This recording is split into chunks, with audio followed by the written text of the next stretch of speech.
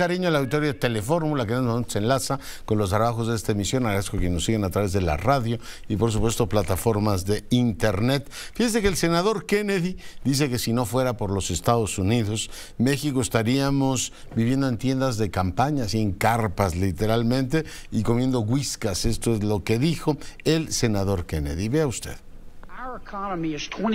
Nuestra economía es de 23 trillones de dólares. La economía de México es de 1.3 trillones de dólares. Nuestro país es 18 veces más grande. Compramos 400 billones de dólares todos los años a México. Sin el pueblo de Estados Unidos, México, hablando figurativamente, estaría comiendo comida para gato de una lata y viviendo en una carpa en un traspatio. Bueno, eso dijo, y Marcelo Ebrard le contestó lo siguiente. Es una persona no grata en México. Nosotros no nos rebajamos ese nivel. Nosotros respetamos a los Estados Unidos. Somos dos países aliados. A mí se me hace un señor ignorante, racista. Le debería dar vergüenza ser senador. Y por supuesto que vamos a defender a nuestro país en todos los foros, incluido el Senado de los Estados Unidos. Y es ese tipo de personas que están buscando notoriedad. Bueno, pues parte de lo que dijo Marcelo Ebrard. Hoy, por cierto, el presidente habló de la conversación que tuvo con Joe Biden y dijo también estos políticos que buscan notoriedad con base en criticar a México. Por cierto, hoy el presidente dijo que México desplegará la Guardia Nacional en la frontera sur. No sabe bien cuántos. Lo que sí tenía particularmente claro es el tema de los salarios de los ministros de la Suprema Corte de Justicia, contra los que cargó, y de manera directa en pleno proceso electoral del Estado de México, el jefe del Estado optó pues por directamente llamar al voto. ¿Por qué no el jefe del Estado? ¿Quieres que siga el clasismo? ¿Que te sigan humillando? Ya sabes por quién vas a votar. ¿Quieres que continúe la discriminación? Ya sabes por quién vas a votar.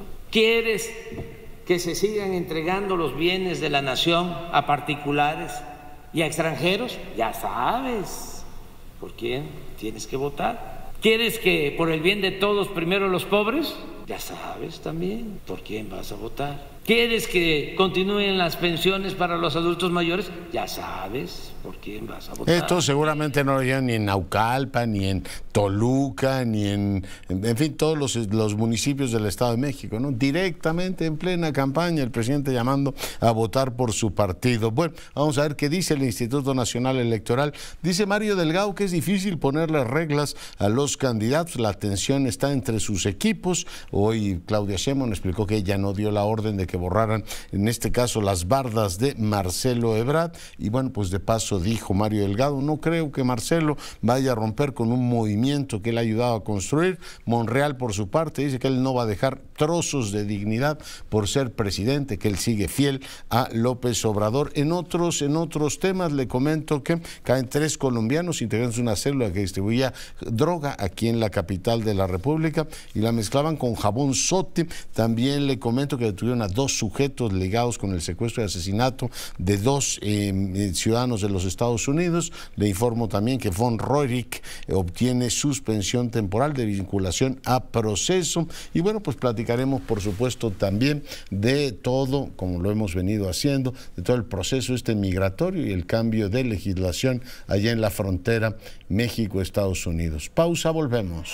En un momento, cuando Sara Pablo nos presentaba la crónica de la mañanera, le giraron una invitación a Krill para ir a, por ejemplo, disolver el tema de los fideicomisos en el Poder Judicial. Krill, pues ya escuchábamos hace un momento, dijo, sí acepto, cómo no, considere que hay que hablar al pueblo, y dice, ¿qué le parece el 18 de mayo discutimos un fondo de becas sin tocar las atribuciones del Poder Ejecutivo? Pues yo creo que en 8.400.000, como tiene el gobierno, de algún lugar le podrán rascar, ¿no?, para obtener becas, pero bueno, cada quien tiene sus favoritos. El presidente ya vio, fue sobre el INAI, se fue sobre distintas organizaciones, dijo, todo ese dinero así lo utilizo yo de manera directa en programas sociales. Vamos a ver, por supuesto, el anticipo, el escenario es que no se dará esta reunión, ni menos en pie de igualdad. Estamos hablando de 2 cabezas, de 2 poderes del Estado, ¿no?, el Ejecutivo y el Legislativo. Vamos, casi en cualquier país normal el diálogo se daría sin tanta significación,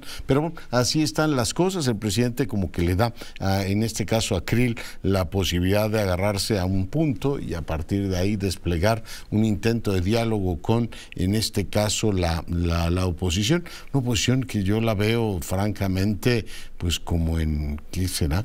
Como de esta situación que uno tiene así como como momificada en un sentido, ¿no? Incapacidad de reaccionar. Hoy el presidente se dedicó a hacer campaña desde, pues claramente estar impugnado, que se está metiendo ahí en el proceso del Estado de México, andan en otras cosas, o están por lo menos totalmente desarticulados en lo que es su respuesta a un poder político que los está arrollando por las buenas y por las no tan buenas. Y bueno, pues ante situaciones terribles como las que vive el país, todo este tema de la migración que ha sido pues manejado con criterios de la manera que usted quiera etiquetarlos, pero humanistas no. Es decir, ha sido un efecto de contención. Hace unos días que hablábamos con Tonatiuh Guillén, me decía, pues toda esta gente califica para ser tratada como refugiados, no ser tratados como arrimados o migrantes económicos, que de todas maneras los migrantes económicos merecerían una respuesta diferente, sino que se puede, ¿no? Ahí está la gente sobreviviendo en la frontera, de la manera en que literalmente puede, sin que haya una política, pues entre otras cosas porque tampoco hay recursos. No quisimos aceptar el modelo de tercer país seguro, que se acuerda aquel debate entre Marcelo Ebrard y la embajadora Bárcena, que si era indigno recibir dinero para darle, en este caso a la gente que está esperando en México, un tratamiento mínimo, condiciones mínimas para que la espera la tuviesen en este caso, pues con algunas garantías, pero no me extiendo en el asunto. Voy ahora hasta la frontera con mi compañera Daisy Herrera, nuestra corresponsal en Tamaulipas. Daisy, adelante. Leonardo, ¿qué tal? Muy buenas noches. Te informo que en este punto de la frontera entre Matamoros y Bronzeville, las estampidas de migrantes no ceden ante el operativo espejo que han instaurado ambas naciones. En el bordo del río Bravo hay elementos del Instituto Nacional de Migración y de la Guardia Nacional del lado mexicano, y del lado norteamericano están los guardias nacionales de Texas y están los agentes de migración. Pese a todo esto, Leonardo, los migrantes siguen llegando, y no solo eso, sino que siguen intentando cruzar el río Bravo. Al día de hoy se estima que hay unos 30,000 migrantes procedentes de diversos países. Específicamente, la mayor estampida en los últimos días ha sido de venezolanos. Son los venezolanos quienes les toca cruzar naciones enteras a pie. Algunos pues automovilistas se conduelen de la situación que están viviendo los venezolanos y les ofrecen aventón, pero la mayoría llega caminando hasta esta frontera. Tienen más de un mes de viaje caminando. Algunos traen a sus hijos de 2, 3 años de edad, y con ellos, Leonardo, se lanzan al río Bravo para llegar hasta Roseville, Texas. El día de hoy fue impresionante el operativo de parte de la Guardia Nacional de Texas, que a través de perifoneos les estaba lanzando advertencias de que era ilegal internarse a Estados Unidos nadando por el río Bravo, y que quien lo hiciera iba a ser deportado. Los estaban invitando a quedarse en México. Sin embargo, mientras ellos hacían el perifoneo, las familias se seguían lanzando. Este es el escenario, Leonardo, que va a encontrar el presidente de México, Andrés Manuel López Obrador, el fin de semana, que cumpla agenda aquí, justamente en los 3 municipios que concentran pues el mayor número de migrantes: Nuevo Laredo, Matamoros y Reynosa. Estos 3 municipios serán visitados por el presidente, pero hoy se dijo su agenda será a puerta cerrada. Es decir, no se tiene contemplado que esté ahí, en esta franja, en el río Bravo, en donde están pues cientos de migrantes. ¿De qué clase de paraíso estarán huyendo esos venezolanos que se tienen que arrostrar toda esta cantidad de problemas y humillaciones, ¿no? El socialismo del siglo XXI. Pensar, Daisy, tú eres muy joven, que Venezuela era uno de los países más ricos de América Latina, con muchos problemas, corrupción, desigualdad, todo lo que tú quieras, pero en 20 años ese socialismo del siglo XXI acabó por arruinar completamente un país y llevar, en este caso, a su gente a tener que escapar y buscar una vida, como nos lo narras tú, aún en las condiciones más extremas, tratando de ingresar a los Estados Unidos. Una tragedia en toda la línea. Daisy, te agradezco mucho la crónica. Buenas noches. Gracias, muy buenas noches.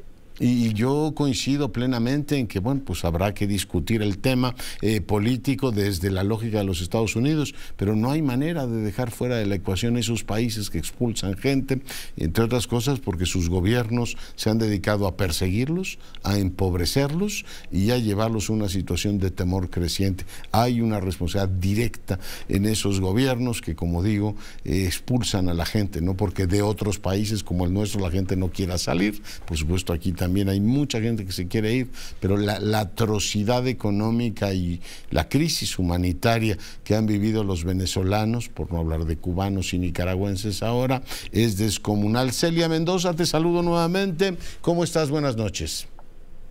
Muy buenas noches, muchísimas gracias. Cuéntanos qué has visto a lo largo del día.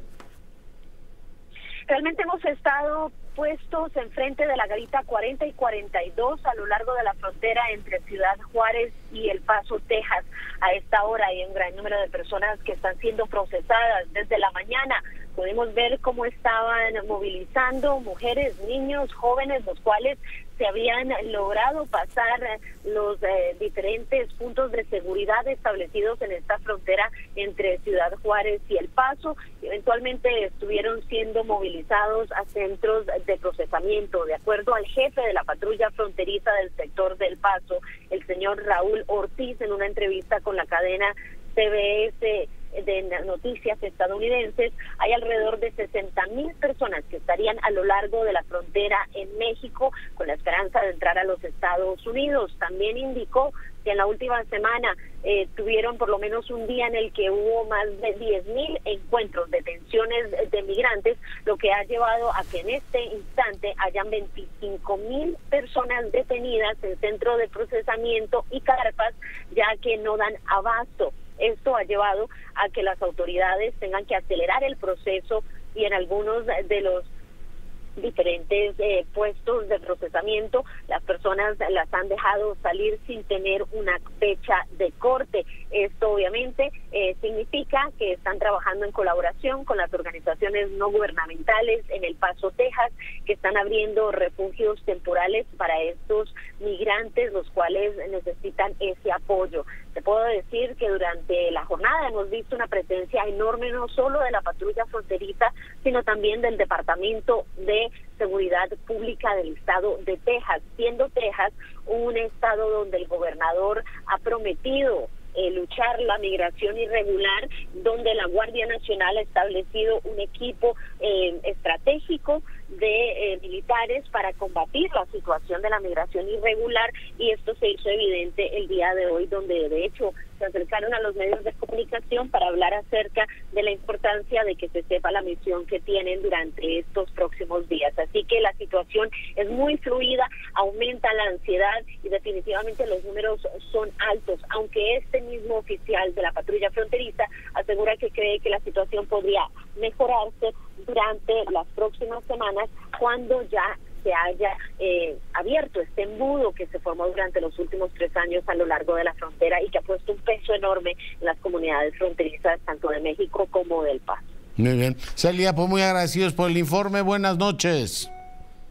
Buenas noches. Yo, Celia Mendoza, informándonos desde El Paso, y le comento que las secretarías de Defensa y la de Protección Ciudadana detuvieron a los presuntos responsables del secuestro de los ciudadanos norteamericanos. ¿Se acuerdan del caso de Tamaulipas? A 2 de ellos los asesinaron. Se tratan de Alan Alexis Cárdenas Rodríguez y Axel Alfredo Cárdenas Rodríguez, ambos hijos del contador. En el comunicado se dice que los detenidos, además de secuestro y asesinato de los norteamericanos, están relacionados con extorsiones, secuestros y cobra de cuotas a empresarios en Matamoros, Vallehermoso, Río Bravo y San Fernando. Son considerados los principales generadores de violencia y responsables de 22 bloqueos carreteros en dichos municipios realizados a finales de abril y en los primeros días de mayo, es lo que da a conocer la autoridad. Saludo ahora al doctor López Ayón, profesor investigador del CIDE, un destacadísimo jurista. Mi querido Sergio, ¿cómo estás?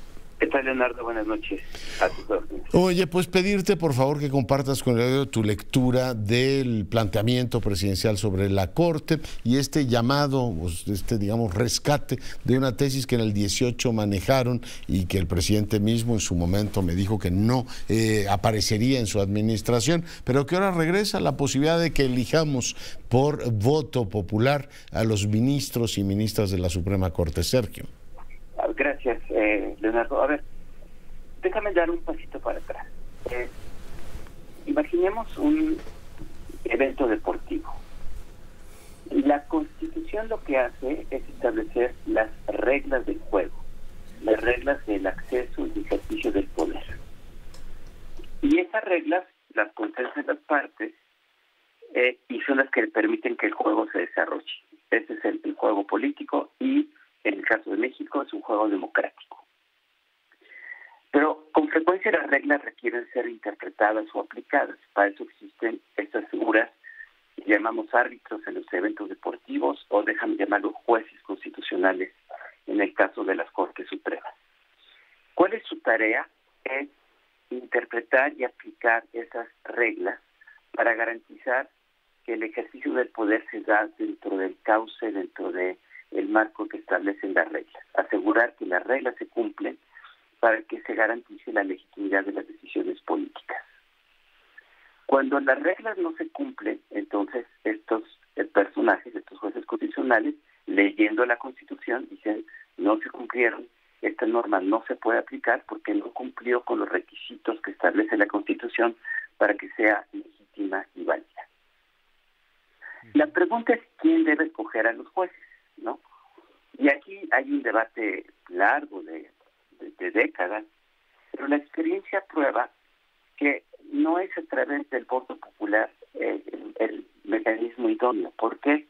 Porque si yo voy al mecanismo de elección popular, irremediablemente entro entre la lógica política y lo que garantiza que el juez funcione bien es su imparcialidad. Esto no quiere decir que no tengan legitimidad, porque son electos a través de un mecanismo de representación indirecto. El presidente propone, el Senado por mayoría calificada designa. Y además hay espacios de tiempo que garantizan que la pluralidad política del país esté representada en la Corte. Pero no pueden ser electos popularmente, Leonardo, porque en ese momento pierden esta característica esencial que es la imparcialidad para poder aplicar las reglas a todo el mundo y garantizar que tanto mayorías como minorías tengan un espacio de actuación dentro de esta lógica democrática que debe garantizar el debate, que debe garantizar la escucha y eventualmente también la defensa de los derechos de las minorías. Meter el principio mayoritario para elegir esto, en fin, jueces que necesitarían tener una autonomía que no está, digamos, ligada con la popularidad. Y luego usted el tema de que los estén amenazando, Sergio, también me gustaría mucho que comentaras esto, con juicio político a los ministros. ¿Puede el legislativo estar fintando con la posibilidad de hacer eso con los ministros de la Suprema Corte, que es la Corte Constitucional en México? Me parece que sí, Leonardo, porque es decir, una regla clarísima del juego es la división de poderes y los pesos y los contrapesos. Si en el caso del concreto, el Poder Judicial ejerce su función y la ejerce dentro del marco de la legalidad, amenazarlo con juicio político es romper el orden constitucional y romper el mecanismo más fundamental del equilibrio de poderes. La Constitución lo dice con toda claridad. El poder se divide en Ejecutivo, Legislativo, Federal, cada quien tiene su ámbito, y existen tres porque no quieres la concentración del poder en una sola persona o en un solo poder. Se trata de tener equilibrios, pesos y contrapesos, y el peso y contrapeso tiene como función garantizar tanto el derecho de la mayoría a decidir, como el derecho de las minorías a ser escuchados. Esas son las reglas democráticas que están en la Constitución y para cambiarlas hay que cambiar la Constitución y eso hasta el día de hoy no sucedido.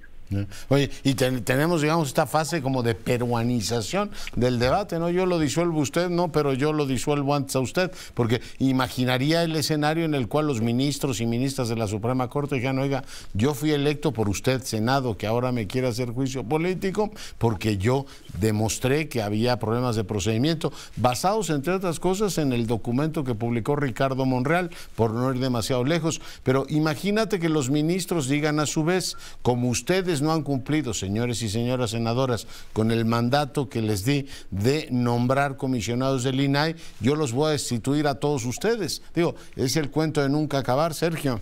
Es el cuento de nunca acabar, y entramos en una espiral de ruptura de las reglas constitucionales, Leonardo, y eso es muy delicado.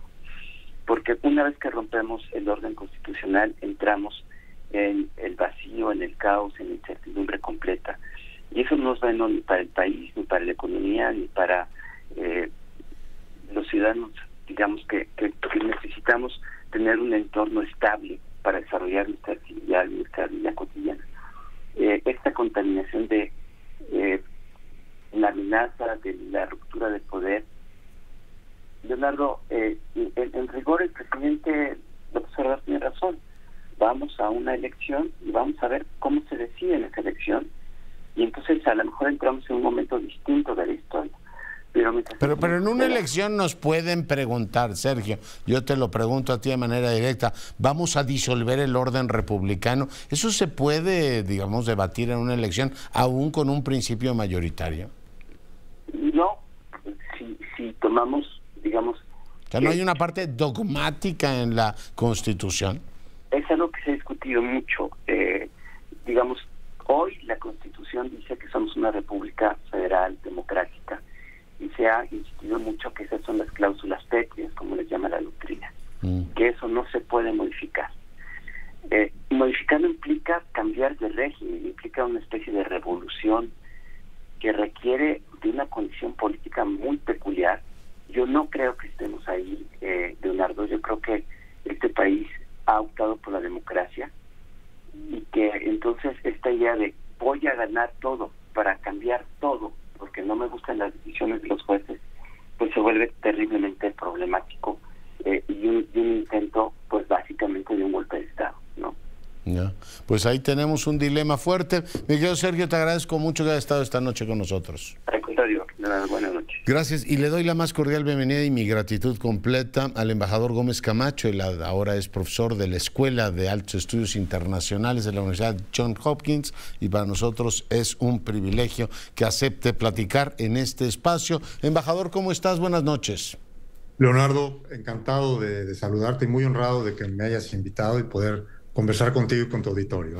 Oye, pues, ¿cómo ves hoy la tensión en la frontera? Hay, por supuesto, incentivos para usar políticamente el tema de la migración, pero hoy tenemos este desafío, termina la legislación que estaba operando con motivo de la pandemia, empieza una nueva etapa. ¿Cuál es tu punto de vista sobre lo que está en juego, embajador? Mira, déjame hacer una reflexión contigo y con tu auditorio, quizás más sobre el debate político o la forma en que se está discutiendo en México. Es una que francamente me inquieta, me preocupa desde hace mucho tiempo. Entonces, ¿qué es lo que está pasando primero? Pues lo que está pasando es lo que tú acabas de describir, ¿no? Hoy se vence este título 42, que significa que se concluye esta etapa de excepcionalidad que estuvo vigente durante la pandemia en Estados Unidos, y que en esencia suponía que por razones de salud y con el propósito de evitar la transmisión de la enfermedad del COVID, Estados Unidos podía detener a las personas en la frontera, deportarlas sin ningún tipo de procedimiento de asilo o de refugio. Bueno, eso se termina hoy en la noche, y técnicamente se regresa a la legislación o a las normas normales de la migración, ya no de salud, con la diferencia que, como los medios y tú mismo lo han reportado muy bien, estas reglas han sido modificadas en estos últimos días, de manera que el umbral para poder entrar a Estados Unidos es mucho más severo, y en el fondo lo que está pasando es que ya no se va a poder entrar si no se siguen ciertos procedimientos. Entonces, esencialmente se cierra la frontera. ¿Qué es lo que a mí me inquieta y es lo que quiero compartir contigo?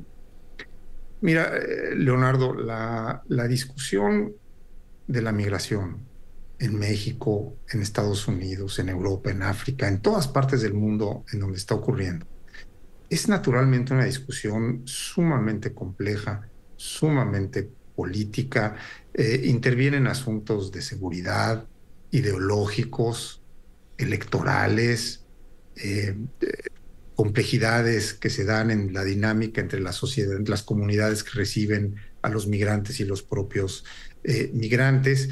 Es eso, es una discusión contradictoria, complicada, perfectamente legítima y normal. Así es, no tiene remedio, es tan complejo que eso es lo que pasa y lo estamos viendo todo el tiempo. A mí lo que me llama mucho la atención de la discusión en México en particular, y es la que estamos ahora viendo todavía de manera más clara, es que se parte, me parece, en términos generales, de una premisa equivocada. Y esa premisa equivocada es que este es un problema de Estados Unidos. Y por lo tanto, México ayuda o no ayuda, se critica las decisiones del gobierno, somos el patio trasero, le estamos haciendo el trabajo sucio a Estados Unidos o no, tal número de visas o no, retornos a México o no, el debate que tú mencionabas antes, si debemos recibir dinero o ayuda o cooperación de Estados Unidos o no, o quienes dicen que esto es una especie de tercer país seguro disfrazado, etcétera, etcétera, etcétera. Correcto, esa es una discusión, como te digo, inevitable. Pero falta algo muy importante y que es justamente esta premisa equivocada. No solamente es un problema de Estados Unidos, Leonardo, y creo que vas a coincidir conmigo, es un problema nuestro. Es un problema de México. No somos accesorios en esta situación. Tú lo debes saber muy bien y es importante decírselo a tu auditorio. México ha sido por muchos años el corredor migratorio más grande del mundo. En la discusión que estamos teniendo en México, no se está reflexionando sobre cuáles son las implicaciones de estos flujos gigantescos migratorios en México para México mismo. Impone retos de seguridad enormes. Las instituciones mexicanas claramente no tienen capacidad de administrarlo o de manejarlo. Genera corrupción, genera violencia. El crimen organizado ha descubierto una nueva ruta de negocio ilegal. Hay una crisis humanitaria muy fuerte, gente que está sufriendo. Todo esto, más allá de lo que pase en Estados Unidos o no, están atravesando cientos de miles de migrantes por nuestro país. Y entonces me parece que en la discusión, muy bien que discutamos Estados Unidos, absolutamente esencial, pero tenemos que tener capacidad de vernos en el espejo, comprender que el problema también es nuestro, que está teniendo impactos muy complejos en México, políticos, económicos, sociales y de seguridad, y que tenemos que... Y hasta de convivencia cotidiana, embajador. Y de convivencia cotidiana, Leonardo. Ahora estamos viendo en México cosas que eran impensables, ¿no? El fenómeno de comunidades que están recibiendo cifras muy grandes de migrantes y que empieza a haber este fenómeno de alienación, perdón el término, en donde la convivencia empieza a ser más complicada. Entonces, nosotros exigimos con toda la razón que Estados Unidos, por ejemplo, tenga una reforma migratoria que aborde el problema de manera más estructural. Coincidirás conmigo que México también debe hacer eso. Y en esta discusión no lo veo y me preocupa muchísimo. Pero siempre me ha preocupado y no veo que estemos evolucionando en ese sentido. La reflexión en México es esencial. Tienes absolutamente toda la razón, embajador, y te agradezco muchísimo el enlace. Con mucho gusto, Leonardo. Qué gusto en saludarte. El embajador Gómez Camacho, para fortuna nuestra, conversando con usted. Y bueno, pues el día de hoy el jefe del Estado habló del tema, habló de la conversación que tuvo con Joe Biden. Joe Biden ya había adelantado parte de lo que se había dicho. México nos está ayudando, dijo, de manera descomunal. Hoy veo que Blinken dice México es un país seguro para los migrantes. En algunos casos nos mandan las advertencias, estos que llaman los warnings en inglés, de que somos un país inseguro para los turistas. Pues se ve que para los migrantes antes no tanto. Y bueno, pues le preguntaron al presidente, oiga, ¿y cuántos miembros de la Guardia Nacional se desplegan? Dicen, no tengo la menor idea, usted lo escuchó hace unos momentos, pero creo que tiene toda la razón Gómez Camacho. Este es un tema que deberíamos tener también internamente, ¿no? Es decir, cómo, entre otras cosas, nos organizamos institucionalmente para atender a toda esta gente y cómo gestionar de una manera virtuosa esto, ¿no? Y por supuesto, pues no es un tema que podamos eludir porque seguirá presente, está presente hoy y seguirá presente en los meses por venir. Vamos a hacer una breve pausa, regresamos en un instante. Vamos con la información, se lo comentaba al inicio de este informativo. El día de hoy falleció un gran profesor, un gran académico, politólogo distinguidísimo, profesor José Luis Hoyo Arana. Mando a su familia y por supuesto a toda la comunidad de la Facultad de Ciencias Políticas y Sociales, donde tuvo también importantes cargos, gran conocedor de la teoría política, es un profesor querido por muchísimas generaciones, gran conocedor de los movimientos estudiantiles. Bueno, si tuviera aquí que recordar en todo lo que era especialista José Luis Hoyo, no terminaría, por supuesto, el programa. Mando, subrayo a su familia y a la comunidad mi más sentido pésame. Está siendo velado hoy en Galloso, allá en Mausoleos del Ángel, en el sur de la Ciudad de México. Todo mi pesar por esta irreparable pérdida. Natalia, buenas noches. ¿Qué novedades tenemos? Hola, doctor Curcio. Buenas noches. Sean bienvenidos al resumen de tendencias. Soy Nat y les presentaré la tendencia de hoy, jueves 11 de mayo. Este jueves Televisión Azteca, de Ricardo Salinas Pliego, fue tendencia ya que informó que no reportará información financiera ni al mercado, ni a la Comisión Nacional Bancaria y de Valores, ni a la Bolsa Mexicana de Valores. Esto debido a que un tribunal mexicano dio la orden a la empresa de Salinas Pliego, con la finalidad de no causar incertidumbre en medio de una batalla legal en Estados Unidos con los acreedores. El fallo también exime a Televisión Azteca de publicar sus resultados financieros del primer trimestre. La empresa confirmó que cumplirá con el fallo de la Corte, mismo que evitó que la compañía hiciera pagos de bonos el año pasado, pues argumentaba que no estaban obligados a cumplir en tanto no se declarara el fin de la pandemia.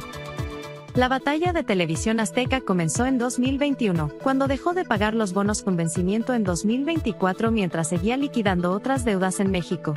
Los acreedores presentaron una solicitud de bancarrota involuntaria bajo el capítulo 11 de la Ley de Quiebras de Estados Unidos, mientras que Televisión Azteca los demandó en México. En su demanda, la compañía dijo que quería reestructurar la deuda porque estaba bajo una presión creciente por la caída de las ventas de publicidad durante la pandemia. Doctor Curcio, este fue el resumen de tendencias de hoy, jueves 11 de mayo. Nos vemos el lunes y gracias por sintonizar Grupo Fórmula. Buenas noches. Y seguimos con la información. Mara Almeida, voy contigo. Hola Leonardo, muy buenas noches. Pues estamos aquí viviendo lo que es el término del título 42, donde hemos visto escenas muy conmovedoras de migrantes, bueno, que de todo, prácticamente de toda Latinoamérica, inclusive de otros continentes, Leonardo, que vienen para tratar de realizar el sueño americano. Lo que se ha visto, bueno, es un agrupamiento de personas que han estado sobreviviendo a condiciones extremas del clima, del frío, en fin, tienen gente hasta que tenían 2 semanas apostados en esas puertas que parecen como las puertas al infierno o al submundo. Y el día de hoy se vio mucha movilización, Leonardo, auditorio, en donde, bueno, estuvimos viendo cómo separaron hombres, mujeres, separaron familias y los estuvieron ingresando. Accedieron unos johnnies, unos baños y les dieron agua. No lo habíamos visto en días anteriores. Implementaron más cuestiones de seguridad. Ya vimos mucha más presencia de Guardia Nacional. Vimos 4 o 5 patrullas por parte de la Policía Municipal aquí en el municipio de Juárez. Y también vimos una camioneta del Ejército Mexicano, también Guardia Nacional. Entonces, es el panorama. Realmente no está pasando algo extraordinario con este final. Todavía siguen llegando algunos migrantes. Pero bueno, ahora sí que como que los que llegaron a tiempo pudieron pasar. Ahora, ¿qué va a suceder con ellos? En Estados Unidos se está manejando un golpeteo político entre demócratas y republicanos. Y lo que está sucediendo en su mayoría es que los reciben, los procesan, los tienen en un centro pues donde les toman datos, ahí los tienen unos días. y posteriormente deciden si a algunos les dan la oportunidad y los demás pues los deportan, pero en otra frontera, Leonardo. Básicamente es lo que tenemos, y los albergues aquí en Ciudad Juárez, a diferencia de Tamaulipas, pues no han reflejado un incremento o una ocupación masiva, y vemos la verdad una calma bastante, pues una calma chicha, como dicen por ahí. Lo que se espera en próximas semanas, según algún funcionario del Consejo Estatal de Población, es que en 2 semanas más o menos tengamos de regreso a todos esos migrantes, bueno, que intentaron el sueño americano, Leonardo. Muy bien, Bar, pues agradezco mucho el reporte desde el lugar de la noticia. Buenas noches. Hasta la próxima, Leonardo. Cámara de Ricardo Rodríguez. Nos encontramos en la próxima ocasión. Nos vemos pronto. Juan Antonio Jiménez, ¿qué novedades tienes? Gracias, doctor. La titular del Juzgado 17º de Distrito en Materia Administrativa, Celina Chilica Quintero Rico, le concedió la suspensión definitiva al Consejo Consultivo del Instituto Nacional de Transparencia, Acceso a la Información y Protección de Datos Personales, para que la Junta de Coordinación Política del Senado ya designe al comisionado que sustituirá a Francisco Javier Acuña, con lo cual el instituto estaría en condiciones de reanudar sus sesiones. Previo a que la juzgadora emitiera su resolución, el 20º Tribunal Colegiado en Materia Administrativa confirmó la suspensión provisional que se le concedió a dicho consejo y declaró infundados e inoperantes los agravios de la Cámara Alta, la cual argumentó que la omisión para nombrar a los comisionados faltantes no puede producir una afectación irreparable o daño inminente que no permita esperar la emisión de la sentencia definitiva al juicio de amparo. Al emitir un voto concurrente, el magistrado Fernando Silva argumentó que ningún poder constituido tiene facultades para inhabilitar el funcionamiento de un órgano como lo es el INAI.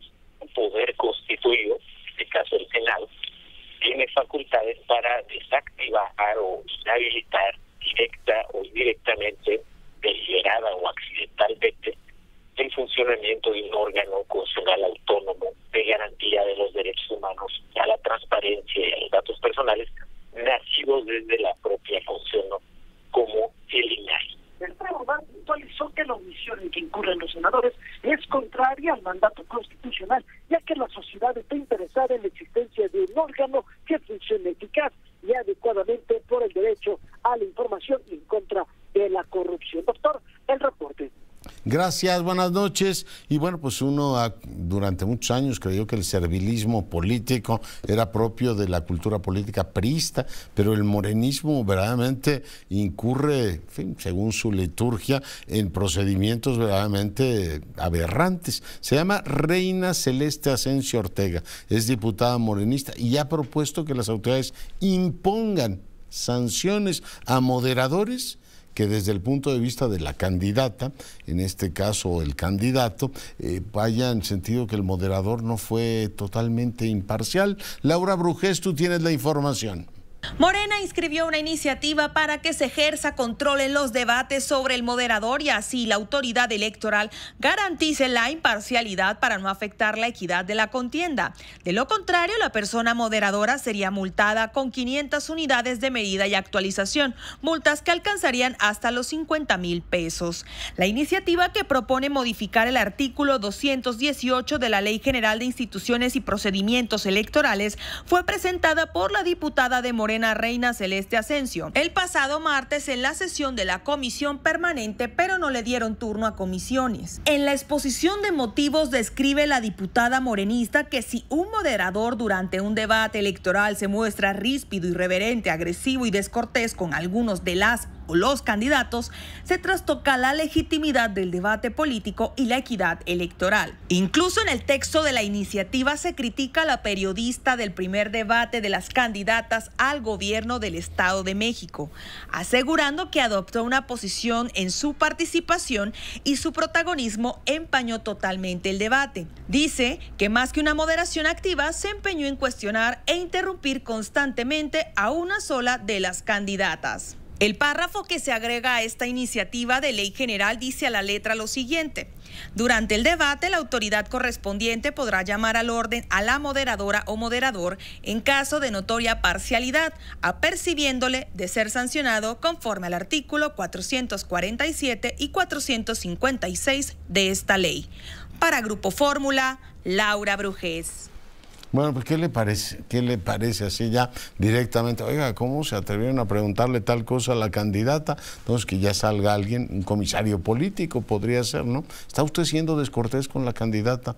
Oiga, si lo pactaron, que fue el caso, Ana Paula Ordorica fue pactada por los dos equipos y pues que es una profesional de la materia y lo que hace es el trabajo que se hace en cualquier democracia, darle a los debates, pues no solamente este tema de trámite de, a ver señora, tiene usted 2 minutos, diga lo que a su interés convenga, sino cierto dinamismo periodístico, que claramente no fue pues aceptado por él. Pero me quedo con la inquietud que hace un rato le decía, o sea, si les está yendo tan bien en el Estado de México, como dicen, y su publicidad dice que las encuestas dicen que van a ganar por 20 puntos, bueno, si todo eso es cierto, ¿por qué vienen estas, digamos, explicaciones medio raras de que finalmente, pues es que la moderadora influyó en el debate? Bueno, si le fue de maravilla Delfina, pues ya otra cosa, mariposa, ¿no? Y si va tan bien la campaña, ¿por qué el presidente tiene que meterse directamente, como lo hizo hoy, a llamar por el voto, ¿no? En fin, es cuando menos llamativo que eso ocurra. Pues esta es nuestra pausa musical del día de hoy. Cuídese y sea rabiosamente feliz. Nos vamos con Smetana.